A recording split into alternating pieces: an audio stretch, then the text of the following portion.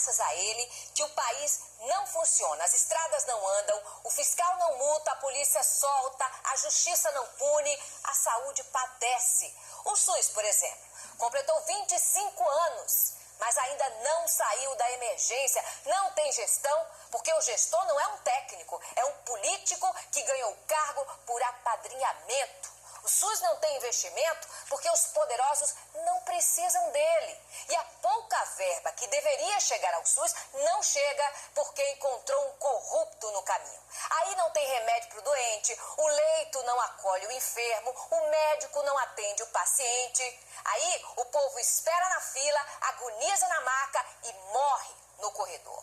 E nada muda, porque com o dinheiro da corrupção, o corrupto volta ao poder, como num ciclo vicioso, como numa maldição recorrente, um mal que não tem cura e do qual ninguém quer se curar. Vamos começar com o jornal norte-americano The New York Times, que relatou a prisão de Michel Temer e citou que ela ocorreu menos de um ano depois da prisão de outro presidente brasileiro, Luiz Inácio Lula da Silva, condenado pelos crimes de corrupção e lavagem de dinheiro. Lula foi preso em abril do ano passado. O francês Le Monde mostrou que ex-presidente Temer foi preso em São Paulo e foi transferido para o Rio de Janeiro. O periódico lembrou a prisão do ex-ministro Moreira Franco, colaborador do ex-chefe de Estado e seu companheiro do MDB. Da Dilma e do PT será uma marca que, sem dúvida nenhuma, terei a honra de carregar. A cadeia. Ex-aliado do governo, o presidente da Câmara dos Deputados tem um papel fundamental no impeachment de Dilma Rousseff. Está autorizada a instauração de processo. Mas também é acusado de cobrar propinas, lavar dinheiro e manter 9 contas bancárias escondidas no exterior. Acusações de que teria cometido crime de responsabilidade quando editou decretos de crédito suplementar sem aprovação do Congresso e no atraso de pagamento a bancos públicos. Antes de ser questionada pelos senadores, Dilma falou por mais de 45 minutos na tribuna. Voltou a afirmar que não cometeu crime e que não desviou dinheiro público e que cumpriu a legislação. Esse processo de impeachment não está praticando a justiça. Eu não atentei em nada, em absolutamente nada, contra qualquer dos dispositivos da Constituição que, como presidenta, jurei cumprir. 12 de maio, Michel Temer torna-se presidente provisório da nação. Às 5:10 da tarde, Michel Temer, do PMDB, assume como a missão de pacificar o país e de começar a dura tarefa de recuperar a economia. Não vamos falar em crise, vamos trabalhar. Nosso lema é ordem e progresso. Logo vem a primeira crise. Romero Jucá, ministro do Planejamento, é apanhado em um grampo comprometedor e é afastado. Ele diz que o impeachment de Dilma serviria para estancar as investigações contra a corrupção no país. É um acordo contra o Michel, um grande acordo nacional com o Supremo, com tudo, para todo mundo ligar, e aí vai terminar onde está, pronto. Nas semanas seguintes, outros escândalos derrubam os ministros do Turismo, Henrique Eduardo Alves, e da Transparência, Fabiano Silveira. Manifestantes em passeata repetem. De interino passa a ser o presidente do Brasil. Veja na reportagem de Eduardo Ribeiro. Passava de 1h30 da tarde e a aparente certeza sobre os crimes da presidente ganhava a companhia de uma dúvida. Temos um requerimento em mesa que nos foi endereçado pelo Partido dos Trabalhadores. O PT pediu e o presidente da sessão, Ricardo Lewandowski, aceitou dividir a votação em duas. Uma para o impeachment, outra para afastar a presidente da vida pública por 8 anos. O ex-presidente Collor, que já sentiu as duas punições na pele, reclamou. Que a lei é a mesma. E a dificuldade que nós teremos de aplicar 2 pesos e 2 medidas. mas a pergunta foi mesmo desmembrada. No painel do plenário, em branco, as acusações contra a presidente ficaram em destaque. A defesa de Dilma e os autores do pedido de impeachment só assistiram. Hoje, a palavra era dos senadores, que discursaram dos dois lados em tom de ataque. Ao prédio da Avenida Paulista durante manifestação contra a PEC do teto dos gastos. A Federação das Indústrias afirma que vai tomar as providências necessárias para responsabilizar os culpados pelos danos. Puta pra falar disso daí. Eu tô puto não, né? Eu tô puto assim, com a mídia, mano. Com a mídia... Não, funciona assim. O problema da mídia é que ela coloca o que é interessante pra ela.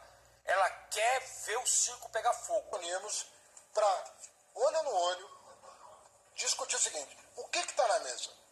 O que nós vamos de fato discutir? Nós vamos enfrentar a questão do supersalário ou não? Nós vamos enfrentar a questão da aposentadoria militar ou não? Nós vamos pôr ordem nos cadastros dos programas sociais ou não? O que nós vamos fazer de fato? O que está na mesa? Ninguém mais do que a área econômica, eu, ministra Simone, desejamos fazer esse encontro, repito, para fazer as partes caber no todo. E o ano passado nós tomamos iniciativas importantes, mudamos a Constituição Federal, discutimos abono, discutimos política de salário mínimo, discutimos várias coisas. Tem coisas que nós mandamos que não foram objeto de apreciação. Ou somente. A minha preocupação chama-se gerações. O que nós vamos fazer agora vai ecoar por toda a eternidade. A decisão que você está tomando agora de ficar ao lado certo ou ficar ao lado errado, você vai ser cobrado por isso. Porque no fim das contas, todo mundo aqui tem uma família, todo mundo aqui quer um Brasil seguro, quer um Brasil com saúde, quer um Brasil com educação. Agora eu te pergunto. O presidente Bolsonaro conversou com Alexandre de Moraes por telefone e isso foi mediado pelo ex-presidente Michel Temer. Vamos ver juntos aqui a reportagem. Ela diz que antes da divulgação dessa nota que eu li agora há pouco, em que recuou dos ataques golpistas aos outros poderes, o presidente Jair Bolsonaro conversou por telefone com o ministro do STF, Alexandre de Moraes, em ligação mediada por Michel Temer. A informação foi confirmada pela assessoria de imprensa do ex-presidente. Temer que foi acionado ainda hoje, aliás, na quarta-feira, ontem, por Bolsonaro, que buscava conselhos para administrar os bloqueios de caminhoneiros e para tentar contornar essa crise que ele criou com o Supremo Tribunal Federal. Hoje ele mandou um avião para São Paulo para levar Temer até Brasília. Hoje também, durante conversa entre ambos, Temer ligou para Moraes, que foi indicado por ele para o STF na época em que estava na presidência, e passou o celular para o presidente. Segundo quem acompanhou a conversa, o diálogo foi institucional e Bolsonaro adiantou o que divulgaria posteriormente nessa carta pública que eu mencionei aqui para vocês, escrita com a ajuda de Temer, que nunca teve a intenção de agredir, que foi afetado pelo calor do momento e que acredita na harmonia entre os poderes e não houve, portanto, também um pedido de desculpas. Ministério Público de São Paulo para retirar a expressão Deus seja louvado das cédulas de real. Na decisão, a juíza Diana Brunstein, da 7ª Vara, diz que a menção de Deus nas notas não parece ser um direcionamento do Estado na vida do indivíduo que o obrigue a adotar ou não determinada crença. A decisão é provisória.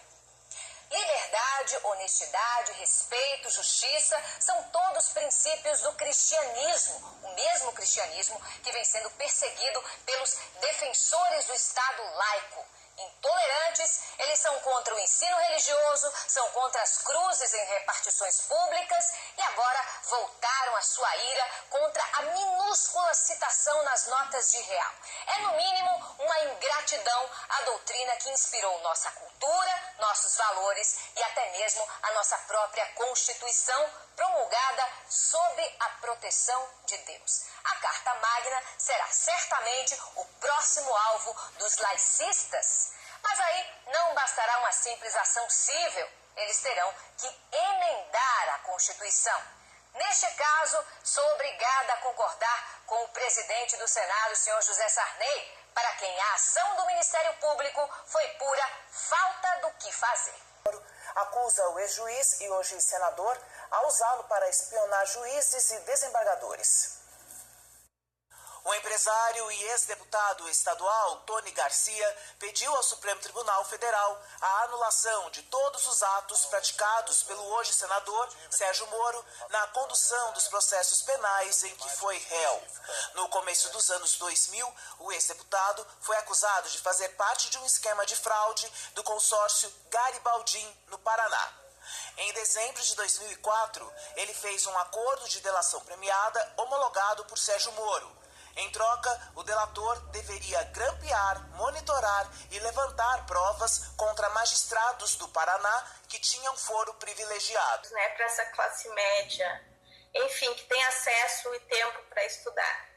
Mas, enfim, entrei no plantão e como eu tinha sido funcionário um ano atrás, um ano antes de ser juíza, fui juíza há 20 e poucos anos, eu sei mexer tudo do EPROC e vi lá antes, no meu plantão, olha, tem um habeas corpus do STJ aqui parado, já sem dado cumprimento, e fui para cima da diretora. O que aconteceu? Daí ela veio com essa lenga-lenga. Ai, doutora, mas isso daí não tá parado, o doutor Deltan vai entrar com uma denúncia, e se a senhora soltar... Eu disse, não é eu que estou soltando, o STJ mandou soltar pelo menos 2 dias e isso está escondido do plantonista, o que é uma falta, pelo menos uma falta funcional em tese, né? E peitei ela, disse, olha, vamos fazer esse habeas corpus aqui, manda soltar. O meu documento que eu tinha feito desapareceu do sistema. Meu Deus! Então, o Moro veio... A gente se encontrou no elevador, infelizmente tem 2 torres, tem várias torres na justiça, mas tem 2 torres de elevadores exclusivos para juízes. E ele sempre pegava o elevador que eu também pegava, porque a minha vara ficava na mesma torre dele. E ele foi extremamente agressivo comigo. Ele foi assim, ó, agressivo, mesquinho. Ele foi tão agressivo que naquele momento eu realizei que aquilo não era normal, mais que não era normal, aquilo ali possivelmente podia ser uma quadrilha em tese. Eu realizei. E comecei a mandar para o corregedor. Muitos refugiados estão passando fome. É por isso que a gente veio te fazer um convite. Na época, né? Até o corregedor depois foi presidente do tribunal. Mandei para o corregedor tudo isso. Eis que, concomitantemente, na época eu tinha autorização para morar não em Curitiba, mas uma cidade bem pertinho, até mais perto, que era Pinhais, dentro do tribunal. Mandei para o corregedor tudo isso. Eis que, concomitantemente, a assessoria sabe tudo que você faz. Pode ser que o estagiário não saiba, mas a sua diretora... Daniel Mastral fala sobre a política.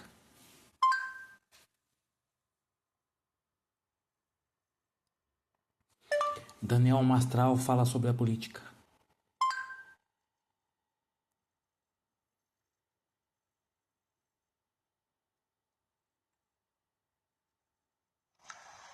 Aí, meu irmão, só complementando, tá? A proposta inicial do Raul de intermediar a nossa conversa era para que não houvesse, assim, ofensas, multas, sabe? Não houvesse uma briga, sabe? Então ele seria um mediador, né? Mas tô vendo, você tá me querendo bem, você tá com a guarda, baixou a guarda, eu também. A gente se pediu perdão mutuamente, você vai conversar antes. Então eu não vejo necessidade de a gente fazer um podcast no estúdio também, tá? Eu divulgo o link.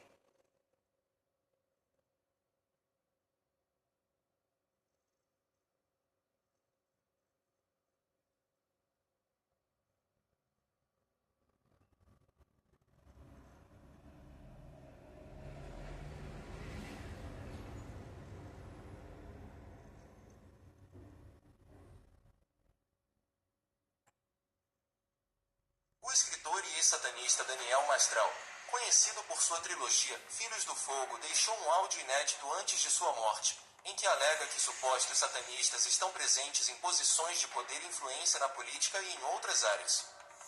No áudio, Maestral discute práticas e grupos supostamente envolvidos em atividades ocultistas e menciona figuras de destaque sem fornecer provas concretas. Ele planejava abordar o tema em um podcast com o teólogo Vic Vanilla, com quem teve um relacionamento conturbado. Além disso, Maestral desabafou sobre seu cansaço com a vida, mencionando que queria deixar registradas certas revelações fora de seu próprio controle para evitar que fossem apagadas. Esse material agora é parte das investigações sobre sua morte, registrada como suicídio em 4 de agosto de 2024, mas cercada por teorias e especulações. O conteúdo do áudio... Aí, meu irmão, só complementando, tá?